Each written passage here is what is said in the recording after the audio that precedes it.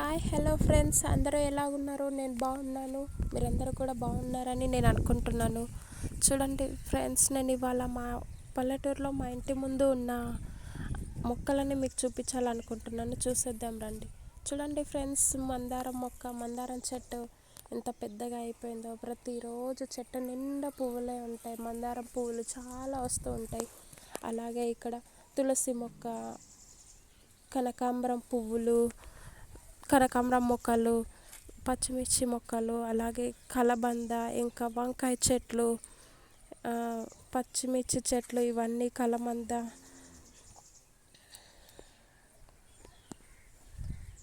ఇవన్నీ చెట్లు ఉన్నాయి ఫ్రెండ్స్. ఇక్కడ చూడండి దొండకాయ చెట్టు, ఇంకా దొండకాయ చెట్టు, చిక్కుడుకాయ చెట్లు, ఇవన్నీ ఉన్నాయి ఫ్రెండ్స్.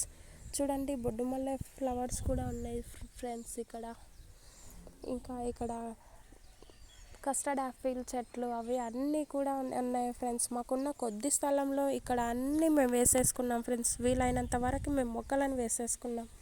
ఇంకా ఈ వర్షాకాలం స్టార్ట్ అయ్యిందంటే మా వాళ్ళు ఇంకా చాలా చెట్లు వేస్తారు ఫ్రెండ్స్. అన్ని కూరగాయల చెట్లు, దొండకాయలు, బీరకాయలు, అన్నీ సొరకాయ, ఇలాగ తీగలు పందిరేసుకొని వేయగలిగే చెట్లు అన్నీ వేస్తారు ఫ్రెండ్స్ మా వాళ్ళు.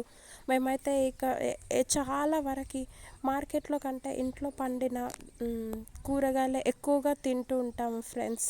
బయట కొనుక్కోవడం చాలా తక్కువ. అలాగే ప్రతి ఒక్కటి పూల మొక్కలు, వీలైనంత వరకు కనకాంబరం మొక్కలు, బొడ్డుమల్లె మొక్కలు, ఇలాంటివి వేస్తూ ఉంటారు ఫ్రెండ్స్ మా అత్తయ్య గారు. ఇలా అన్ని చెట్లు వీలైనంత వరకు పువ్వులు, కూరగాయలు అన్నీ ఇంట్లో నుంచే వేసుకుంటాం ఫ్రెండ్స్. కస్టర్డ్ యాపిల్ చెట్లు, ఇంకా చాలా రకాల పండ్లు చెట్లు ఉన్నాయి ఫ్రెండ్స్. అవన్నీ ఇంకోసారి వీలైనప్పుడు వీడియోలో చూపిస్తాను ఫ్రెండ్స్. ఇలాగా చూడండి ఫ్రెండ్స్, ఎలా ఉన్నాయో, ఎన్ని చెట్లు ఉన్నాయో. మాకున్న కొద్దిపాటి స్థలంలో ఎన్ని చెట్లు వేసుకున్నామో చూడండి ఫ్రెండ్స్.